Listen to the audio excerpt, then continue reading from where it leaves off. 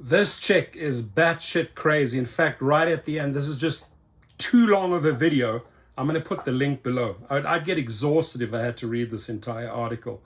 But this is Priscilla, queen of the Rideshare Mafia. She took all of these gig companies for hundreds of thousands of dollars, $10,000 a month, a week sometimes, I don't know, or a month.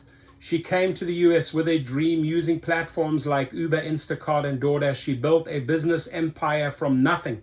There was just one problem. The problem is that the FBI knocked on her door at the end of the day. Mind-blowing.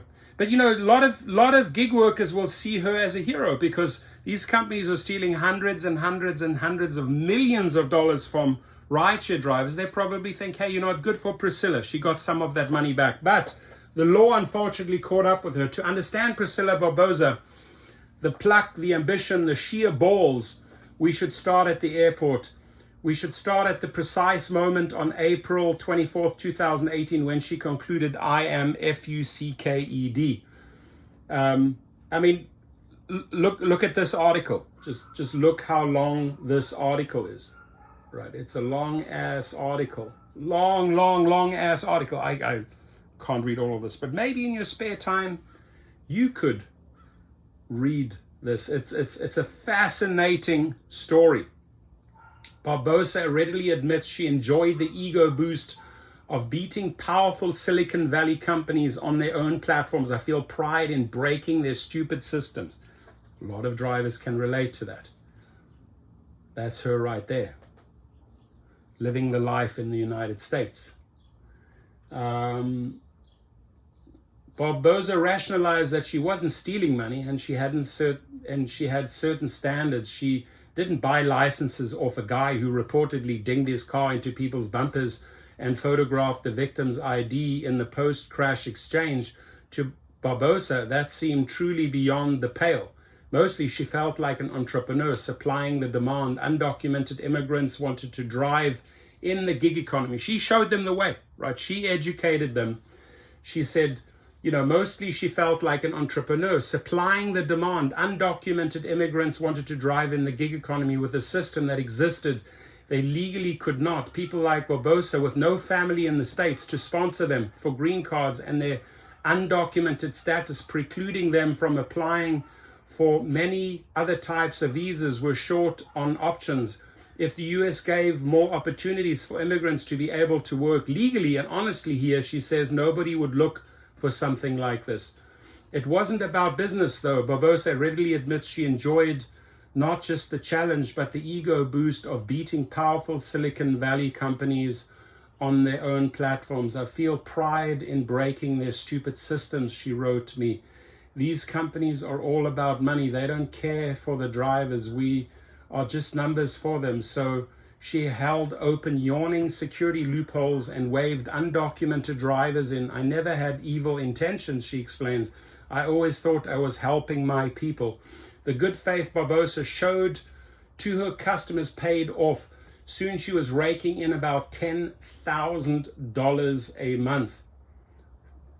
Both companies outsourced criminal background checks, but they didn't catch everything. That led to a torrent of lawsuits, regulator spats, and bad press about Uber and Lyft. Approved drivers who had committed robbery, sex offenses, and assault.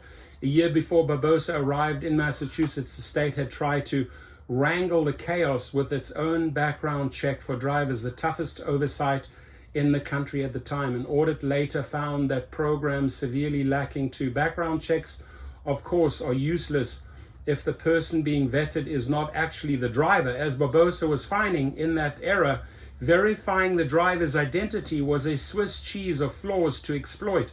In 2019, London regulators reported 43 unauthorized drivers who had simply uploaded their photo to another Uber worker's account to give some 14,000 rides. Barbosa tried to do her own vetting of drivers for safety and business. She texted the potential customer, did they have a driver's license in Brazil? Did they have a car? How often do they plan to work? Dilettantes, she learned, tended to stop paying rent, wasting an account. She started to become well known in Boston Brazilian community, famous, she calls it, as paradoxically as honest broker. all over social media were warnings about scammers preying on undocumented drivers, taking advantage of the fact they wouldn't go to the police or the courts. Some vendors charge exorbitant rent or would take money up front and never give someone an account. Others siphon the driver's earnings to their own wallets. The good faith Barbosa showed to her customers paid off. Soon she was raking in about $10,000 a month and was pairing up with business partners to help make and manage some accounts. I mean, this chick knew how to work the system. DoorDash incentivized drivers to invite new workers to the app by dangling a referral bonus. The setup was ripe for exploitation. Goes on and on. There she's in New York grabbing the bull by the balls. Distracted by a burgeoning delivery app business, Barbosa mostly stopped thinking about Uber and social security numbers. Then COVID struck and created ride sharing overnight. A mother load of food delivery surged in its place. DoorDash and Instacart cranked up. So she immediately moved into that space. On Instacart, she'd scan the front of her own California license so she could then take a selfie to pass the platform face recognition test. This chick knew how to rake it. She raked over $15,000 in 1 week. Uber seemed to be wising up. Then Barbosa would noodle a workaround and the cat and mouse game would continue. They were always trying to catch up with her.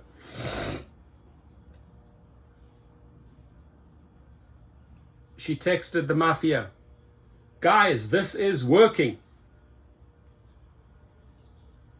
Who's the Rideshare Mafia? "I had so many chances to stop, but I didn't," she wrote me. It looked like an addiction, you know.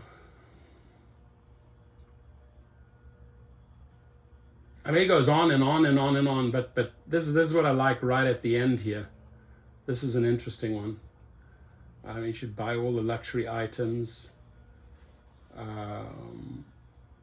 Uber disagreed during the legal wranglings. The company accused the ring of stealing money and tallied its losses. Some $250,000 spent investigating the ring, this mafia ring, around $93,000 to onboard fraudulent drivers. Wow.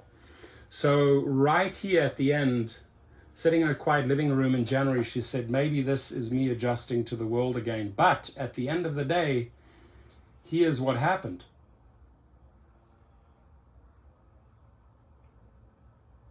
In December, Barbosa put up her first after prison post, picking up her victory march where she'd left off. She stood in front of a suburban Boston ballroom's Christmas tree in pleather bell bottoms, forehead newly Botox smooth, Louis Vuitton purse. That's it. Spent some time in prison. Interesting. Read the whole story. I'll leave the link below. To read this would probably take 50 to 60 minutes. Leave your feedback.